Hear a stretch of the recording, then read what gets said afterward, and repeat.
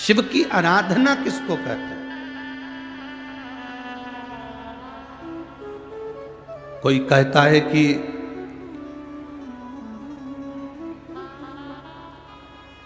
क्यों भटक रहे हो, क्यों जा रहे हो यहां वहां।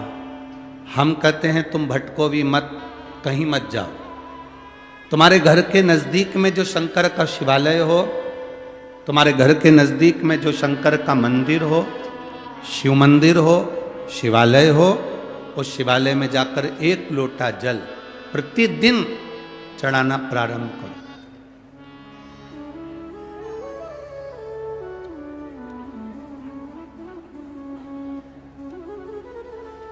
जो प्रतिदिन भगवान शंकर के मंदिर में एक लोटा जल समर्पित करता है, उसका हाथ महादेव पकड़ लेता है, फिर ऐसे ही नहीं छोड़ता, उसको मंजिल तक पहुंचाकर छोड़ता है।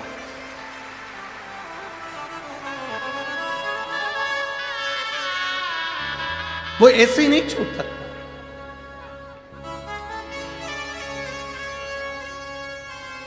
आपने अगर उस पर भरोसा करा है, हां थोड़ा कष्ट हो सकता है, थोड़ी तकलीफें आ सकती है, थोड़ा दुख आ सकता है, जिंदगी में थोड़े थोड़े तकलीफें हर मनुष्य के जीवन में आती है। कोई संत, कोई साधु, कोई गुरु, कोई ब्राह्मण, कोई बहुत बहुत बड़ा महाराज भी अगर तुमको कह दे कि उसकी जिंदगी में दुख नहीं है, तो समझ लेना कि झूठ बोल रहा।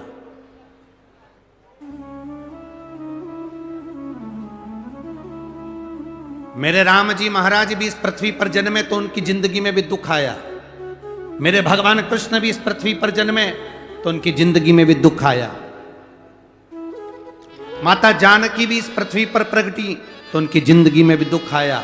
राधा रानी भी इस पृथ्वी पर प्रगटी तो उनकी जिंदगी में भी दुख आया। संसार में अगर जन्म लिया है, मृत्यु लोक में अगर तुम पैदा हुए हो, पृथ्वी पर अगर तुम आए हो, तो तुम्हारी जिंदगी में दुख ये नहीं कि नहीं आएगा। हमारे पूर्व के कर्म के अनुसार हमारी जिंदगी में दुख, हमारी जिंदगी में तकलीफें आती है, पर वो दुख मिटेगा कैसे?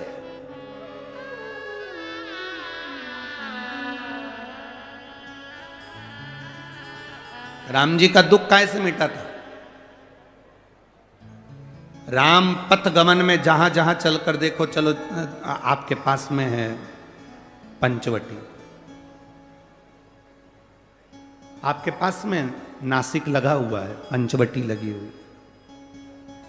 ये कथा 19 तारीख को पूर्ण हो जाएगी। 21 तारीख को नासिक में माता गोदावरी के तट पर पंचवटी में 5 दिवसीय कार्तिक महीने में कथा लोगों को श्रवण करने के लिए भक्तों को मिल जाएगी। आपके नजदीक में लगी है पंचवटी, चलो जाओ।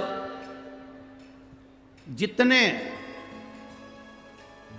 राम जी महाराज अयोध्या से लंका तक गए, उसके बीच में जितने राम जी के मंदिर नहीं है, उससे अधिक शंकर जी के मंदिर हैं। उसका कारण केवल एक है, राम जी जहां रुकते थे वहां शंकर भगवान के शिवलिंग की स्थापना करते थे, पूजन करते थे, और वहां से फिर आगे बढ़ते थे, फिर आगे बढ़ते थे, फिर आगे बढ़ते थे। बिना शंकर की आराधना के, बिना शंकर भगवान को एक लोटा जल चढ़ाए बिना मेरे राम जी महाराज आगे बढ़ते ही नहीं थे। भगवान कृष्ण के जीवन का चरित्र उठाकर देखो। मेरे ठाकुर जी का नियम था, एक लोटा जल चढ़ाए बिना कृष्ण आगे बढ़ते नहीं थे। श्री दशरथ जी महाराज के जीवन चरित्र को उठाकर देखिए। सूर्य नारायण भगवान को जल और शंकर भगवान को जल चढ़ाए बिना दशरथ जी महाराज आगे बढ़ते नहीं थे। श्री जनक जी महाराज के चरित्र को उठाकर देखिए। एक लोटा जल चढ़ाए बिना जनक जी महाराज अपनी सभा में नहीं जाते थे।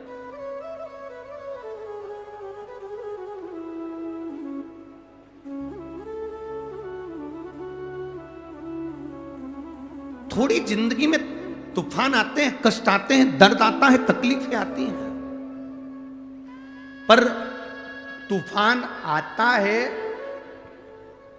तो पता चलता है ना कि मजबूती कितनी है। अभी पता चला, चला कि नहीं चला? अरे बोलो तो जम के। पता चला ना कि मजबूती कितनी है। ये हवा चलती है, तूफान आता है, तब पता चलता है मजबूती कितनी है। उसी तरह दूसरे धर्म के लोग तुम्हें डिगाने के लिए आगे बढ़ते हैं, पर तुम्हारे भीतर का सनातन धर्म दिखा देता है कि मजबूती कितनी।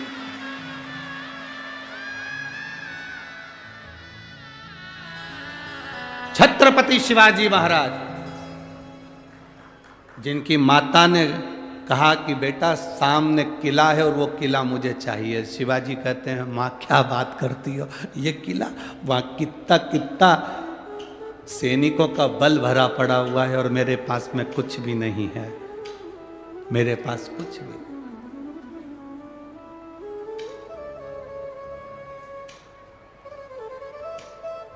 जीजाबाई के शब्द जब श्रवण किए,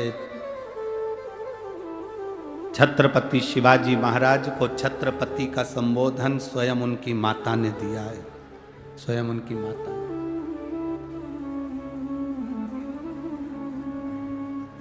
कह दिया जीजाबाई, सामने जो किला है वो मेरा है, तुझे मालूम है? हाँ मां, मैंने सुना है ये किला अपना है, फिर कब्जा दूसरे का है। छत्रपति शिवाजी ने कहा बहुत भारी सेना है उसके पास में, बहुत बल है उसके पास में, सेना प्रबल है उसके पास में, मेरे पास इतनी सेना नहीं है। मां ने कह दिया शिवाजी तेरे बस की बात नहीं है, मैं खुद जाऊंगी और किला लेकर आऊंगी। स्वयं शिवाजी ने सुना कि मां